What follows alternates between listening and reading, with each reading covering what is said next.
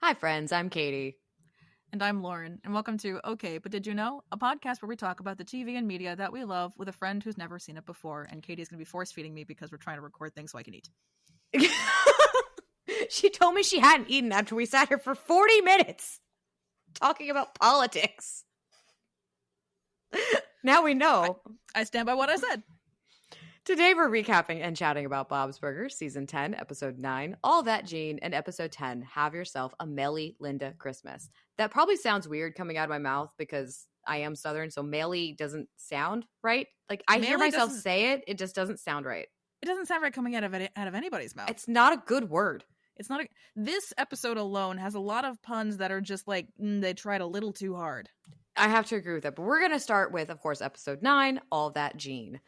Gene starts the Belchers' day off with the Gene Show, while Louise and Tina find joy in poking their dad's love handles. Teddy admits that he's been spending more time with Kathleen at her new job, the Happy Mask, Sad Mask Players. He tells them there is an emergency audition for a role for a young boy, and the show is in only 2 days. Linda thinks it would be a great opportunity for Gene and takes him to the audition for the role. He doesn't get the part, and Linda convinces the director to give him the role, but she has to sell out opening night as well as work as a stagehand for free. The girls offer to help sell the tickets, and if they sell them all, they get to poke their dad's love handles as much as they want for a month. Mr. Ambrose lets it slip that Gene only got the part because of his mother's deal. The girls pack the house, and the entire adult cast all have the flu. Gene gives in to the belief that he is too much and dials himself back for the performance. The director decides to convert to a mostly one-man show himself. Linda reminds Gene that he isn't too much, and she loves him the way he is, giving him back his spark. The show goes on, and the crowd seems to love Gene's antics, and Louise and Tina get their joy in poking their father. What did you get for the vacant storefront? Stop in the name of gloves. That's a play on the Supremes hit, Stop in the Name of Love. Before you break my heart. Sorry. Pest control truck. Dead mouse says what, exterminator? I like this one just because I like it. Dead mouse says what? And you do have burgers. There were 3 burgers that I got. You got your perfect amount. My perfect amount. I did because there's none in the next episode. No. But again, with the puns that this is so. I hate you. Because like I feel like there's only so many times I can use the "I refuse to say this out loud." This is not because it's uncomfortable. It's because this is gonna be a fucking mouthful. The Oaxaca Waka Waka burger comes with Oaxaca cheese. Taking my notes was wonderful this time around because I was like, I don't have to say this. Lauren does. Like, what the fuck? I'm assuming that they mean this as the reference to Fozzie Bear's Waka Waka, or was it specifically something? There is no reference. It's just that. Waka, the wiki waka. did not have any reference whatsoever. I think this for them was just like, this sounds funny. We're gonna do this. I suppose. Like, and to be fair, their burgers are never meant to be said out loud. But well, I mean, technically they are though, because I guess if someone just says, "Give me the burger of the day," yeah, that's what we more often see is someone just says, "Give me a burger of the day." So I'm not really seeing anyone. I'm not saying that again, ever in my life. But we had the no, the recording messed up. We have to try again. Ah, fuck you. That was yesterday. Yeah, thanks AWS. For once, it wasn't Riverside. It fucked up our whole day, right? So the next one's the Creme Fraiche Prince of Bell Peppers burger. Again, it's a few too many puns. Creme fraiche. So that's a play on the Fresh Prince of Bel Air, but the creme fraiche is that joke's just from South Park. Creme fraiche, which is so funny because my friend has decided to start South Park from the beginning. Oh, how's that going for him? It's a wonderful time for me because I've seen them all. Uh-huh. And every now and again I'll get a Snapchat or something and it's just either him giggling because he's like, what the fuck is this? Or just being, this is so offensive. He's only skipped 1 episode. Mm-hmm. And that was the sex education episode. Yeah. I don't blame him on that one. I don't blame him. I don't blame him at all on that one. We have one more. No. The fried off into the sun burger comes with a fried egg. Which is so funny because we've talked before about how we're like, yeah, no, egg is great on a burger. Oh, yeah. So I have lots of fun facts for you. But we have some new people to talk about. So we've got Donovan, who is played by Drew Droeg. He also voiced Deidre in Eat, Spray, Linda, and Adrian in the Hormoniums. Okay. Janice is played by Melissa Galsky, who has many roles so far in Bob's Burgers, including Miss Jacobson. And Jeremy is played by Phil Lamar. Okay. This is his first. See, I know I knew saying that name you would know, but for everybody else, this is his first Bob's Burgers role. He plays Hermes Conrad in Futurama, Ollie Williams in Family Guy. He's Wilt in Foster's Home for Imaginary Friends. Like, he is one of the biggest like voice actors out there. He's one of the ones that's like, he is the voice of our childhood. He truly. But yeah, this is his first Bob's Burgers role. He finally made it onto Bob's Burgers. It took a little bit too long, in my opinion. Yeah, I think 10 seasons is a bit much. 10 seasons, like, and we're like almost halfway through. Yeah, we're like halfway through season 10, almost. And yeah. He's just now here. Like, where you been, man? But the title and script cover is a reference to the 1979 musical drama All That Jazz, which took its name from the opening number of the musical of Chicago. The subplot of Tina and Louise continuously poking Bob's love handles was pitched by Wendy Molyneux about how her kids like to squeeze her arms. Which is sweet, because like I have I have lost 50 pounds, but like you know, in those couple of years after having a child, you're a little squishy. And that was my son's like favorite thing, is he would come up and like squeeze my belly. Sorry, choking on air. He would come up and squeeze my belly. Do that. I know, right? Like, just existing is trying to kill me. But it's just, kids don't care. No. They just love you. And so I never really took offense to it or anything, but no. I think this is a very sweet thing, because like that is a very cute plot line of the girls messing with their dad, because that's 100% something you would do. Oh yeah, in a healthy family dynamic. Bob previously mentions The Gene Show and Human Flesh. Okay, so this takes it all, like, it took 10 seasons, all the way back to the pilot. Okay, all the way back to the pilot. So Gene refers to a movie called Mecha Godzilla vs. Mothra. This movie does not exist. Though Mothra and Mecha Godzilla appeared together in 2003's Godzilla Tokyo SOS. Okay. I only know a little bit about like the Godzilla, like all of this. I don't know what they're actually called.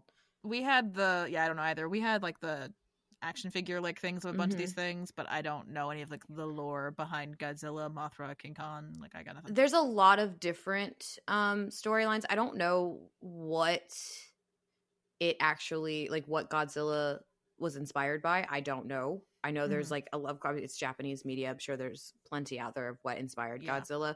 I do know Apple did do a show. Yeah. That's not just Godzilla. Like, it had all these other different monsters. Like, 'cause I think I think that's what they call them. They are actual monsters. And they had all these different ones.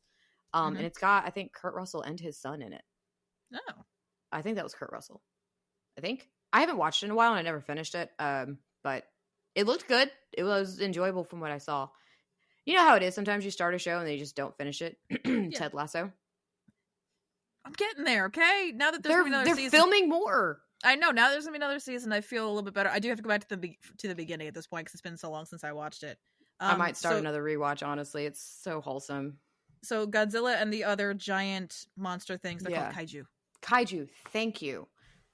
I just don't know a lot about it personally. And I wasn't going to look up all that and get more lore for a fun fact. Nice. Now, if we had a whole episode about like a Godzilla thing going on, that's different. We'd be doing that, but we aren't.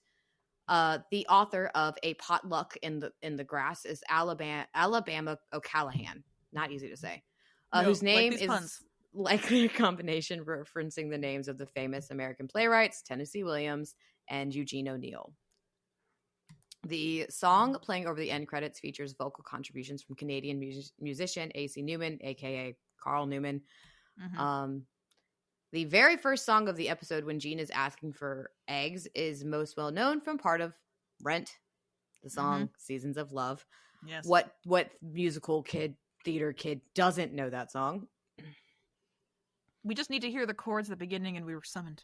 Like, the moment you hear those, and all you have is 525,600 minutes, and you're there.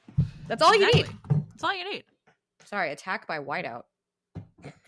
Shit falling on my desk.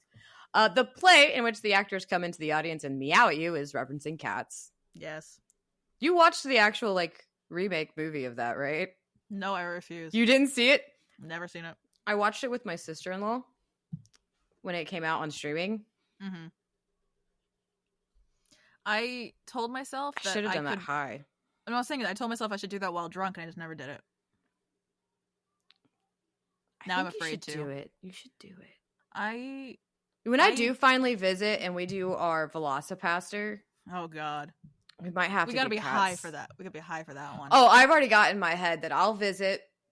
We'll start our live stream, take the edibles, and let that actually kick in so that we can just like fuck around and talk to people while like we wait for it to kick in. Well, the ones that I get are fast acting. They really do. Oh, they're fast acting? They kick in within about 10 to 15 minutes. See, but then still, that's still 10 to 15 minutes of shooting the shit. Because I don't want to start Velocipaster without that high. Yeah, that's fair. I feel like if we're going to do Velocipaster, we need to be zooted before we even hit play. 100%. And if you want to be able to experience this when it happens way in the future, that's on Patreon. We will not be doing that. Join our Patreon. We will not be doing that for the whole world. No, that's not for the masses. That is, in fact, going to be live streamed on Patreon. That will 100% be live streamed on Patreon, which we'll probably do a lot when I finally get to visit. And when it's just like the two of us, like at your apartment, we'll be able to do so much in that time period. Mm-hmm. But no, I fully want to make sure that if we're starting Velocipaster, that I'm gone. I want my brain shut off. No, my thing with cats is, and like I get these questions a lot about a variety of Andrew Lloyd Webber musicals. The only one of them that I like is Joseph. That's the only Andrew Lloyd Webber musical that I've listened to any amount of music and gone, I would like to listen to more. The only one. I just want to know what drugs were happening to make something like Cats. He's got musicals like he's got Cats. He's got fucking Starlight Express, which is a musical where the actors are all on roller skates and they're all trains, and I don't know anything else about that musical. You've got Phantom of the Opera, which is again just Phantom of the Opera, and it's craziness. I still don't know what Sunset Boulevard is about. See, I love Phantom of the Opera, but like that's the more videos of Sunset Boulevard I see, the less I understand it. Fair. Like that's So I the only Andrew Lloyd Webber musical that I know that musical from start to finish is Joseph and the Amazing Technicolor Dreamcoat. That's fair. See, I personally really like Phantom of the Opera, but once again, we've had that discussion of like I have to watch musical movies. I don't get to go and tend to see things on stage. I never saw it when it was on stage. But I'm sorry, but what's her face who plays Christine Daae? Like she's got a beautiful voice. Yeah, I love her. I can't remember her name right now because she was also Fiona in Shameless, which is another one of my favorite shows. I also can't remember her name. Which is so crazy going from something like this talent that she has, being able to sing opera. And then she goes and plays Fiona on Shameless. Like she really likes to branch out. She does. But no, I always love that one because I guess I was too young to really understand the drama surrounding it, but apparently people didn't like Gerard Butler as the Phantom. Yeah. I think he did fine. That's like people complaining about what's his face in Les Mis. Russell Crowe? Yeah. I didn't mind his singing.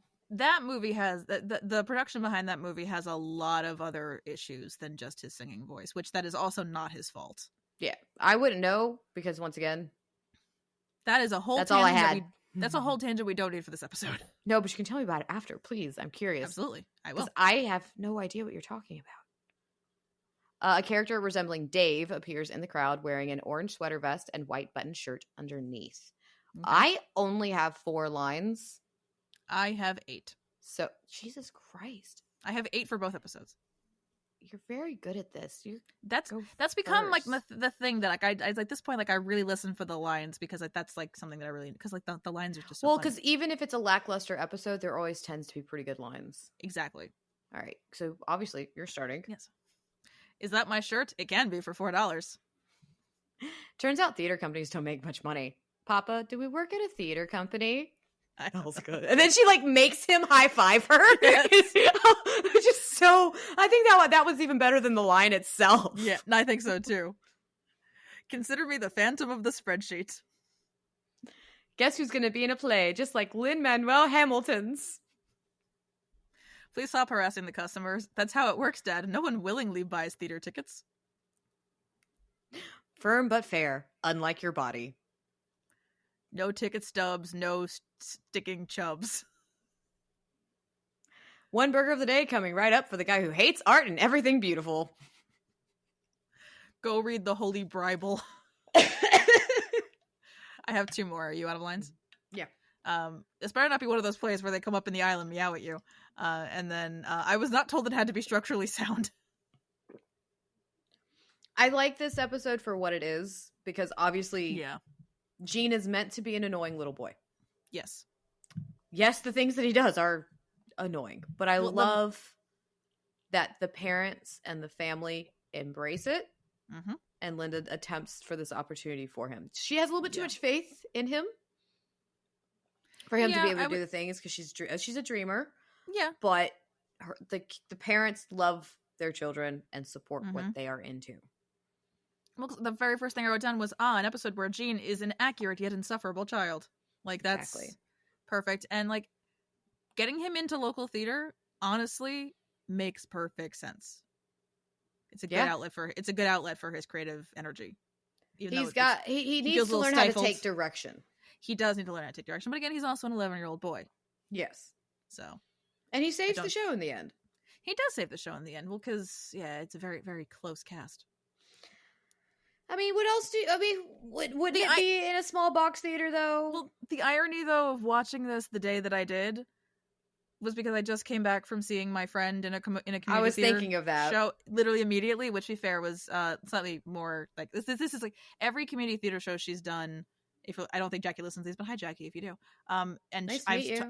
I've told her this, so she knows. Like every show she's done, like the production quality has gone up and up and up, because like the first one was in a church, the second one was like at like a amphitheater that was like like a historical society like thing, and then this one was like a local community, the local community theater, which is awesome. Which like she's gotten better in production quality, but also she's gotten better with each role. Like I watching her grow as an actor over the last like 6 months has been phenomenal. That's so cool. I love her, and she did such a good job.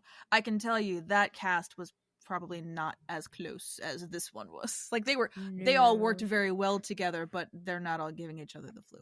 You know what that means, though, right? What? That someone was with Mr. Ambrose. Yeah, well, he said, because he did the whole thing, and he went, and they all want a whole lot of this. That means the librarian's getting some. Yeah. I mean, Ambrose doesn't bother me as much when he's not in the library actively doing library things wrong. He does that a lot. He does, but in this case, I was just annoyed that he like spilled the beans of like, clearly the kid doesn't know that he got the role because his mom offered to sell tickets. We have very much established that Ambrose is not good with children. Yes, correct. Ambrose is not good with children, which is bad, since he is literally a school librarian. But still. And then just poor Donovan. Mm-hmm. Like poor Donovan. I'm sorry, that poor man. Show. He just really want to try. Now, I did like the tactic of like, okay, you want to sell tickets? Mm-hmm. Yeah. Go for the what would you call it? The elderly. Honestly, that's actually a smart move. Selling them all at the old folks' home. Yeah, well, because again, the show that I went to, I went to the Saturday night show. They were all saying that the Sunday matinee was gonna just be filled with people over the age of 70. I mean, that's a way to sell tickets. Give them something to do. That's actually really sweet. Like, give them something to do. Mm-hmm. Like, they're just kind of sitting around all day. Like, going to a theater is actually quite nice. Yeah. It's good for the community. It's good for them. Like, it's a good way to support it. I think it's great. When I was in high school, so our musicals are like, we always did like one big dress rehearsal like during the school day. Mm-hmm. And like for years and years, we did it for the 4th grade class. I don't know why that was the class that it got decided, because like they didn't have any like big things going on. And that was what it was forever. Mm-hmm. And then we got a new superintendent, and who we got. The issue is one superintendent or one administrator approved the show we did my sophomore year, but then left, and so there was a new superintendent. Whoever made this decision the next year, who did not approve the musical we did, which, to be fair, I still don't agree with this. We did Hairspray. What's wrong with Hairspray? The main issue was because there's a condom joke in it, which the kids wouldn't understand anyway. So, but from that point onward, I don't know if it's still like that, but from that point onward, no matter what show we did, we did it for, it was a local community outreach thing with the senior centers in the area, which we still had a cast to do it with. Like, we still had an audience to do it with. We had our big dress rehearsal, big tech rehearsal during the school day, like that we always did, but it was for the elderly instead of for like the 9-year-olds. A condom joke. The one condom joke is all that it took. So why not just not make the condom joke? That was the offer, was what if we just didn't do it? And the superintendent was like, no, you can't do the show for them at all. Because there are some things that might be too sexually suggestive that the kids aren't going to understand. It would go straight over their heads. Exactly. Like, when I was in the 4th grade, it was Bye Bye Fucking Birdie. That's got a lot of commentary on war. Yeah, maybe 4-year-old and maybe 4th graders shouldn't have been watching. My brother, when he was in 4th grade, the show he saw was South Pacific. All of these shows the kids might learn about racism. Like, but that, I think that was also a thing of, like, Hairspray, a big theme in that show is race. Yeah. Like, that's but, one of the, that's between that and the fat phobia. Yeah, like there's a lot of good social commentary in there that is, I would say, is good for 9-year-olds personally. Yeah. Like, when the movie came out, I was 13. Like, I saw I think I saw it on Broadway not too long after we saw the movie also, because it was still on Broadway at the time. Like, so I was like 13, it's good 14. too. It's like it was. Now there's lots of like interesting narratives now when it comes to the cast, but well, yeah, because what's her face is a character in real life. Amanda Bynes, she really not Amanda Bynes. Oh, not Amanda Bynes. Oh, Nikki Blonsky. Yeah, well, she never really got over. She never really got over the height of that one role. Yeah. I never got really cast much in anything else, and so she still really rides that high. She's still trying to milk that one, but again, it's like that's the point. That's the point of we did our show for the local elderly after that, so they got to watch The Wizard of Oz and Pippin, and then whatever else my school did after that. I honestly, Pippin though, we shouldn't have shown 4th graders. Fair, that's fair. I will say that show is too much. Like, I don't think I've ever. I don't even I don't even know that much about that. Pippin. Is a Stephen Schwartz musical. The music is Pippin is a good show when done with people that understand it. Oh. I don't think our director did. Fair. I actually don't know anything about Pippin. There's a lot of like traditional musicals, like older ones, I know nothing about. Fiddler on the Roof, I know nothing. I can explain that to you, no worries. I got you. Pippin, I think, was a case of, because we did it right before the last Broadway revival went on Broadway. So like, we were like the last school to be able to do that before the rights got taken away while it was on Broadway. Because us being too close to the city, like there's rights issues and stuff like that. Mm-hmm. But like, I almost don't doubt that we did Pippin because she was hoping Stephen Schwartz would come see the show. He did not. He did send a letter. Aw. And she put it up like in our little bulletin board. So he did send a letter, like, wishing us, break a leg on our performances. But yeah, that's a show that like it can't be done when you have a big theater department, because there isn't a big enough ensemble. She had to manufacture one, because there isn't one in the show. It's the band of players. That's the whole ensemble. And you can't have them for the entire show. That would be too many people on stage all at once. Fair. So that's a case of you need a smaller. That's good for colleges when you can have smaller theater departments, but for a high school where you kind of need a big ensemble because that's the interest you're going to have, can't really do that. So what did you think of this episode? This one, I mean, it gave me a lot of community theater and like high school theater flashbacks. Not that I've done too much community theater, but just high school theater flashbacks of like, oh, this is how people act. Honestly, Gene Slate, like when he did his audition, just because he wasn't given any audition material, I don't fault him for that. Mm-hmm. This one was still a little bit too much of adults dumping on a kid than I would have liked. Fair. Like the main, like really, I mean, there was the main conflict towards the end of the episode, which was, that the whole cast is out now. What do we do? And it was a lot of adults kind of trying to dampen Gene's spirit, and I didn't personally care for that. So yeah, it's really frustrating watching that happen, because you're like, you can reject a child in a nicer way. Exactly. Like, there's ways of teaching him that you do need to take direction. I see what you're doing. You can be kinder. The director, and he just wants a good show. He just wants a packed house for once in his life. But like, there's nicer ways of going about it. And I said, I'm reading what my notes I wrote down. Yeah, the average age in that theater is going to be 95. Pretty much. So, but like, if the local old people are telling you it's bad, that's saying something. So I just that and the fact, I mean, the B plot literally being Tina and Louise just wanting to poke Bob, like I love that as we personally. it's very cute. But I'm like, that's all we got. Okay, They so had to have a not motivator to pack the house because they are connected. yeah. I will say they Yes, are they are connected because Yeah. the kids sell the tickets because they want to be able to poke their dad without him That telling them packs to the stop. house, which then causes the whole thing. That just gets the fun shenanigans of them trying to get people to buy tickets with their food. Yeah. Which I did love that whole thing of like, you hate art. Yes. Like maybe don't insult the customer. I was surprised there were no thespian lesbian jokes. Oh, that would have been good. Like the gate's wide open for that. We're just gonna have another episode that they write where we suddenly have Nat in the room. Mm-hmm. Oh yeah. Then you'll have a thespian lesbian joke. Mm-hmm. But yeah, no, I enjoy it for what it is, but I am with you on the same points of like they're really putting Gene down, and it does make him lose his spark there for a minute, which is really disheartening to see. And yes, we know that's the point of the episode, but like, it's sad. It's sad that there are multiple episodes where that's the major plot point. Mm-hmm. Like this is becoming a pattern that I don't care for. So, what did you rate this one? It's 7s across the board. This is all really personal take. There's nothing wrong with the episode. I see what it's doing. I just don't care for it. I gave character and personal 7s, but I gave plot 6. Okay. There's something about it, so it's a 20 for me. Okay. Like the plot is not bad, but like I shouldn't enjoy the very small B plot more than the main plot in my opinion. But now, 10 days before Halloween, we get to discuss Christmas episode. I mean, hey, we're just on par for everything that's happening in retail right now. Oh yeah. Yeah. Episode 10, Have Yourself a Melly Linda Christmas. It's Christmas Eve, and Linda is working a temporary position at the post office sorting mail. The Belcher kids are having a kid-only gift exchange, and Linda's parents and sister are expected for Christmas Eve dinner. Louise gets a peek at the gifts Tina got her and Jean, and she tells Jean.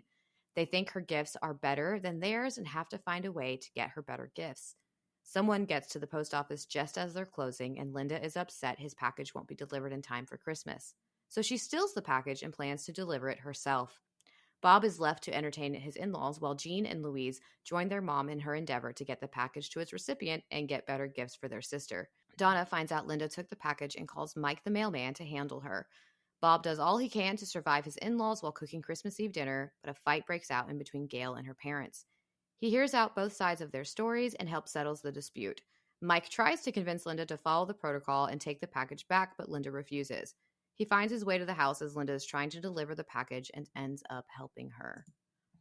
This is a fun episode for us simply because my mother-in-law's, my kid's grandmother, and my husband are mail carriers.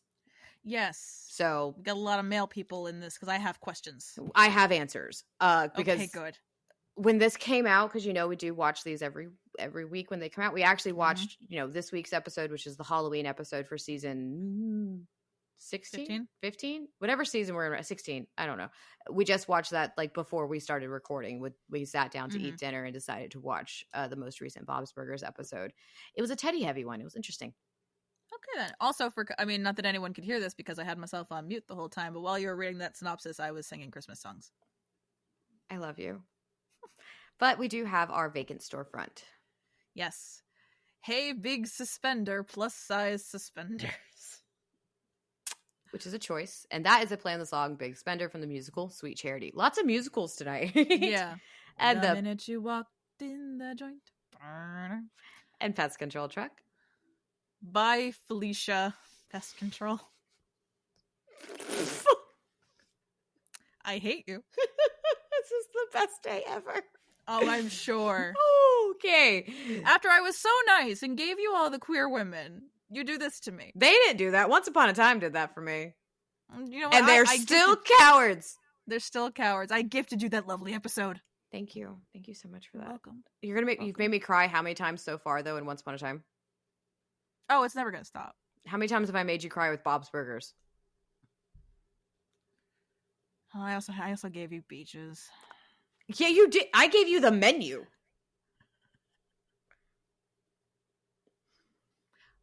You deserve all these puns. You I made gave me you- cry. I gave you the Crimson Crown and Lucy Undying. Damn it. Mm. I don't know if anything makes up for Beaches, though, because you had me watch a very sad movie about two best friends, and one of them has a heart issue. Well, the next movie's gonna be Chaos. I mean, fair, but you understand why that would make me cry like a fucking baby. I'm aware, but the next one's gonna be Raising Arizona. It's just gonna be people stealing babies for fun of it. For the fun of it. Well, not for the fun of it. Not for the fun of it. Stealing babies for the fun of it. Oh my god. Well, it's because the main couple, they can't have kids, and this guy has like quintuplets. Like they got more than they can handle. Oh my god. So they steal a baby. Look, you made me cry, like snot and tears, like ugly cry when it came to Beaches. Mm. So you will get every pun that this show comes up with. Do I have a quota of times when I cannot say them out loud? Because I think I've only once refused to say it. I think you've only once refused it. I don't know. I'll have to. I don't know, guys. Comment. How many times can Lauren? How many does Lauren get? Do I get like one a year? One a season. That'd be 4 times a year. That's not that bad. Okay. Because you have tortured me with. I mean, you've tortured me with Idiot 1 and Idiot 2. So does that accumulate though? Because I've only done it once out of 10 seasons. Oh no, it starts now. It starts now. It starts now. Fine. Like, it's your fault you waited this long. It's your fault. It took you 2.5 years to think of that. You did it to yourself. I blame myself. Look, the next show I'm giving you is filled with hot women. Just say thank you. And very scant, like the way they dress in that show too. You're gonna be a very happy lesbian. Well, I'm giving you lesbians next. I give you the lesbians.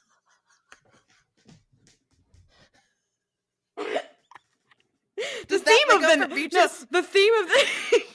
of the night seems to be sapphic women and musicals. Is that not our lives? I thought this was a sapphic women talking about musicals podcast. I think I've been in the wrong place for the last 2.5 years. No. TV and media. Musicals are just like one of those. Oh, sorry. I'm in the wrong place. Bye. I have fun facts for you. Okay.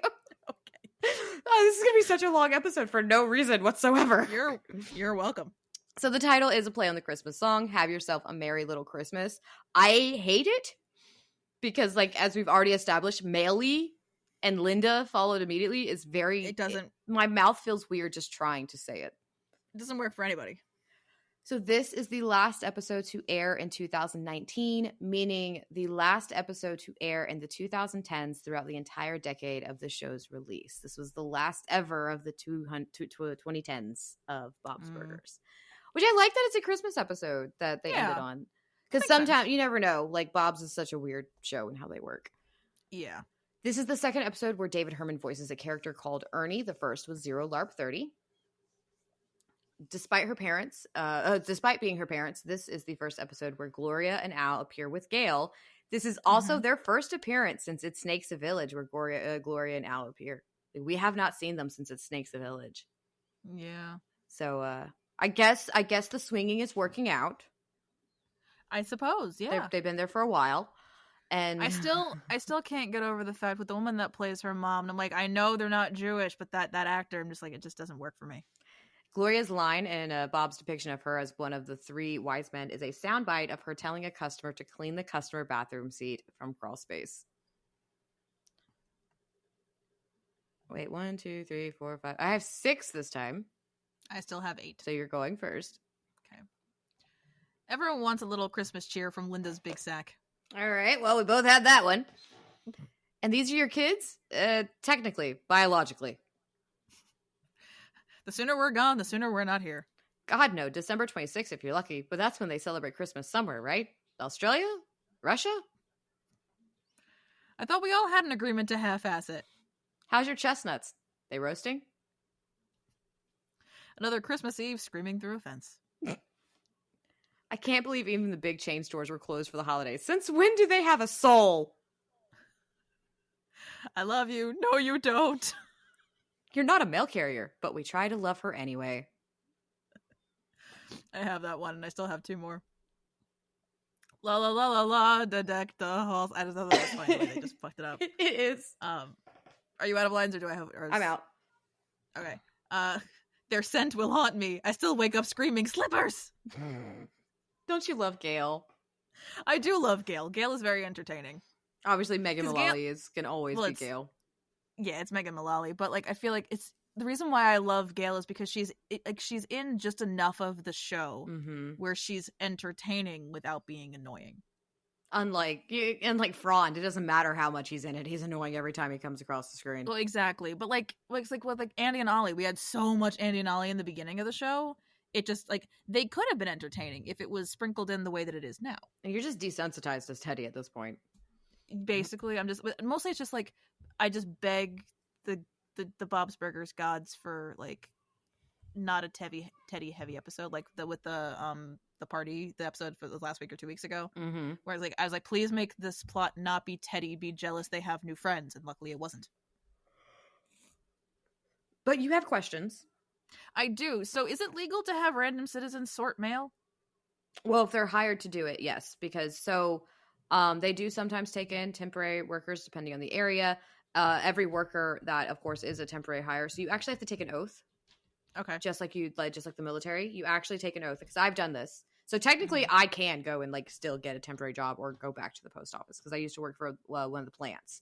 So both me and Steven have taken this oath or whatever it is, like the thing that you have to say, whatever the fuck you call it. He's probably sitting here shaking his head as he listens to this because I might be wrong in with his what mail it's called. truck. In his, well, remember we had to buy our own vehicle for that one. His mail van. My apologies. It's Japanese, but so no, like you have to actually go through a process to be able to sort mail. But they do take seasonal hires, I'm pretty sure. Okay. The one thing you can't do is take your scanner with you. Yeah. That scanner goes right back to you get it in the morning and everything goes into it because they have to scan everything in, and then you have to scan it again when it gets delivered. So Mike it was just so funny because we watched this when it came out, and I just remember sitting next to Steven, and he's laughing through it, of course, but then he's of course pointing out everything that's wrong with it. Because like once we get to the scanner, he was like, he would not have that scanner. That scanner is better go back to the office. You can't do that.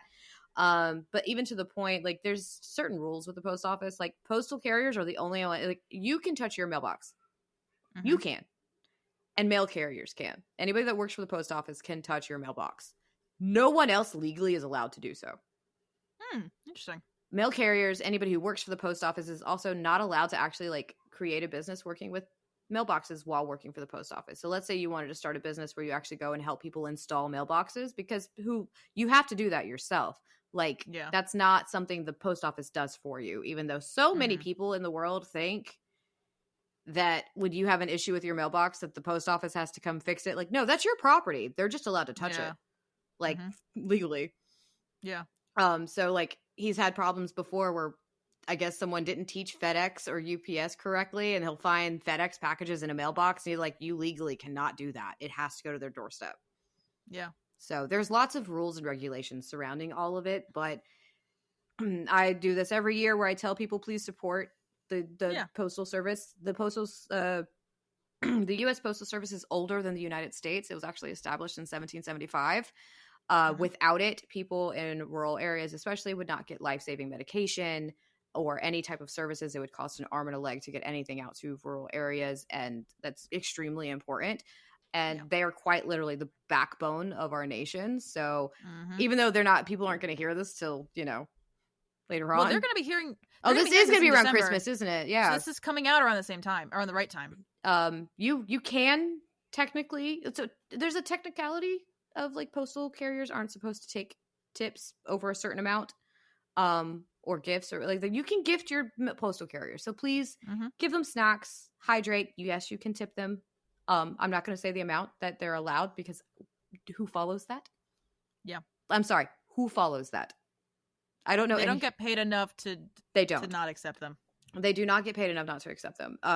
Because for us, every year for New Year's Eve, we have the tradition that we buy a nice big Lego set and do it together on New Year's Eve, because our children go to their to my in-laws, and for the evening that's their tradition, and ours is building Lego.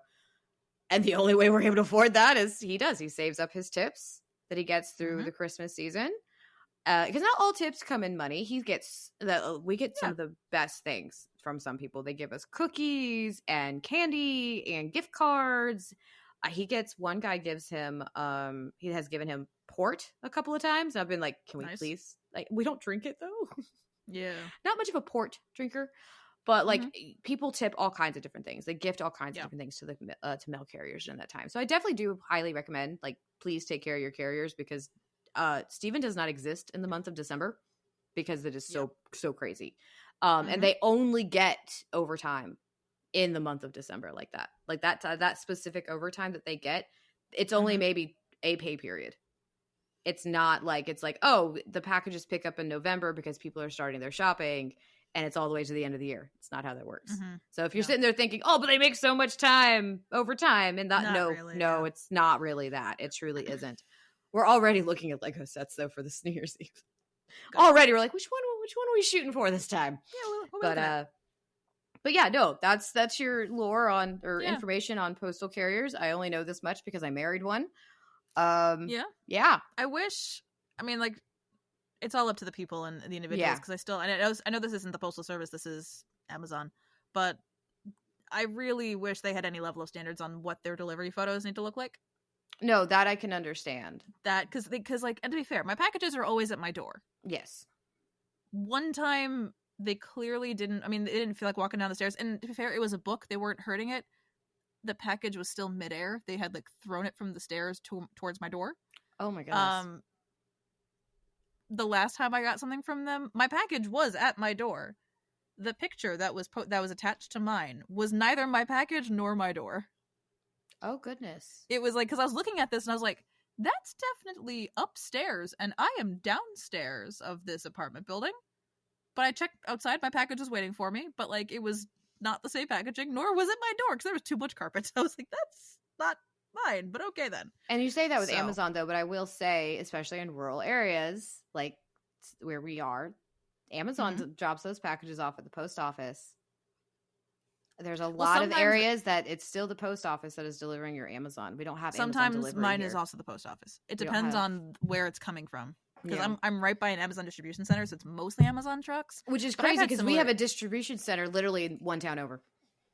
But they still drop it with the post office. Yeah. I've had similar photo issues with FedEx. My favorite was, and it was my medication, but luckily, I mean, it was there. But the delivery photo was a picture of my house, no package. It was my picture. It was the house from the street. There was no package in there. I have no answer for this. Oh my goodness. You just proved that you stopped in front of my house. Like, the package was there and I got it. But like, that's not how the delivery photo works. At least, because there's been times where they've taken the photo from the street, but I can at least see the package on the doorstep. They clearly hadn't gotten it. They took it before they got out of the truck. Oh my goodness. But yeah, so this episode is a little bit accurate, but not entirely. Okay. I don't even know how she would have gotten into the plant. No, yeah, I feel like that requires a lot of security initiatives. Not really. Like, you really could probably just walk in, but you've got it. Like, I know the one I worked at, like, you actually had to go through a fence and everything. But there's a lot of trucks and cars. It's a lot of moving pieces. Like, it's not easy to just walk into a plant and find the office. Because I'm thinking of the plant I worked in. It's not easy to find the office at all, and it's all very government-y, because like even though the U.S. Postal Service is not funded by the U.S. government, they are their own entity.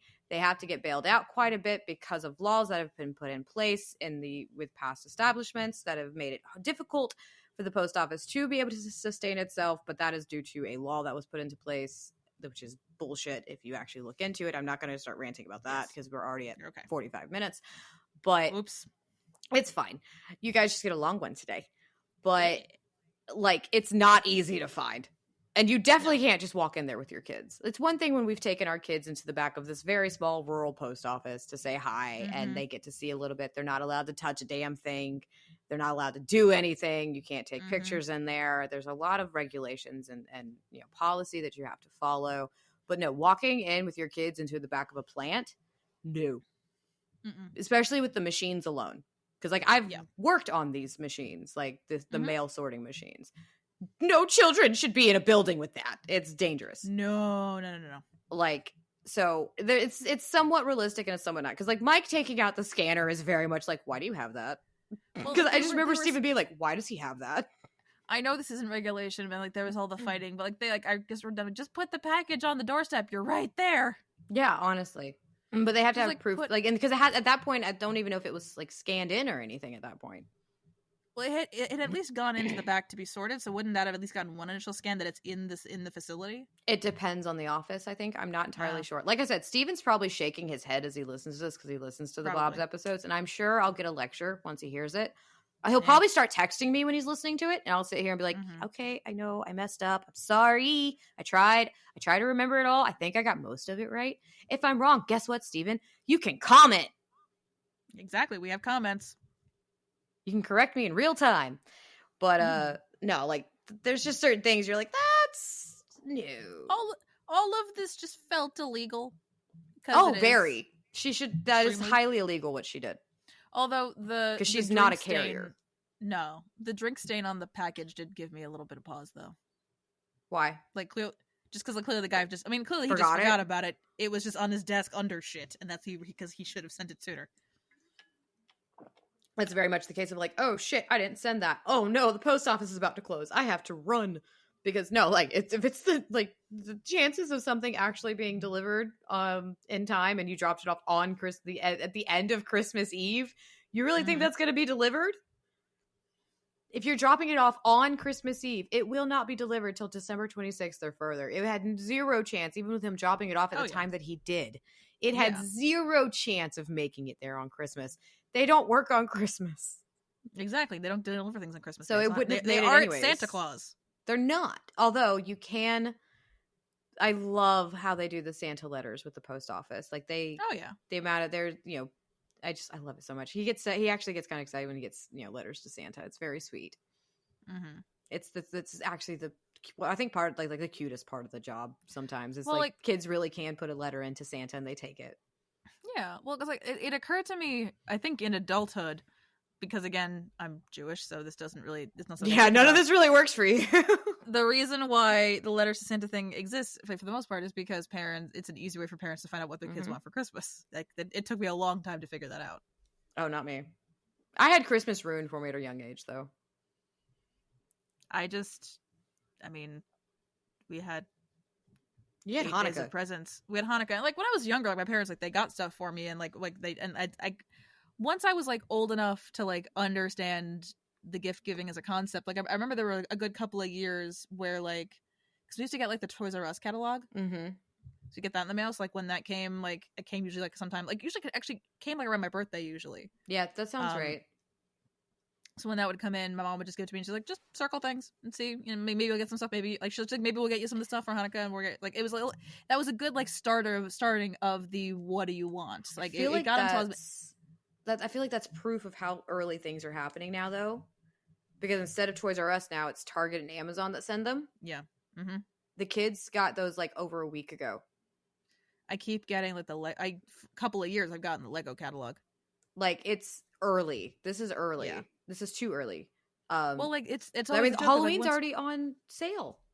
Well, because like it's the joke of like the Christmas stuff has been out since the beginning of October. Mm-hmm. It's like every time, like basically, as soon as someone in my family sees it, they go, "Oh, I think we missed your birthday." Every fucking time. Yeah, it's ridiculous. That's the joke.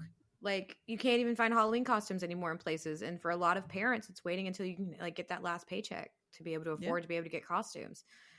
Don't get me started on Halloween and trunk or treats and why it's ruined. We're not going to do that because it's not a Halloween episode. It's not a Halloween episode, but that's where it's at. Like at this point. But I like this episode because it is a cute episode for our family. Because us, we rewatch the holiday episodes every year. Like that means next week we'll start our Halloween watch. I annoy my family too with throwing on the Bob's Burgers on Thanksgiving. Like once we get past the parade. And I guess they sometimes will throw football on, even though football's getting harder and harder to watch for people now. Which is, oh no, like it's bad. Like it's getting ridiculous. You can't just turn on a football game anymore. No, it's impossible. And there's only a few games. Like, it's not like there's a ton of games in season anymore. Like, or in reality, like you need to be able to just turn it on. It's really actually frustrating. And I don't even watch it. I know. But it's all just reached this crazy point. But I like this episode for what it is. We watch it every year, obviously with our Christmas watch. It's really sweet for our family because we have so many mail carriers and post office workers in the family, and so many friends, of course, that are in that field. So for us, it's a little fun. The B plot is what it is. It's Gail being Gail and seeing the parents again. But I do love that Bob was able to, like, you know, pivot and help in the way that he can and survive. And just the sibling dynamic is very cute. Yeah, I'm with Bob. I too hide from things in the bathroom. Always. Is that what most men do anyways? I learned that at a very young age. Yeah, but you also have an excuse too, like a really easy excuse. Well, that was when I was a kid, and that was something I did a lot. Is I learned quickly that if I'm in, like, there were times when I did need to be in there for that long period of time, but there were times where I was in there because I was avoiding something. That's fair. All the time. Use it. Right? But let's go ahead and do our ratings because we have gone almost to an hour on a Bob's Burgers episode. On mostly tangents, let's be real here. That's true, but these were good tangents. They were good tangents.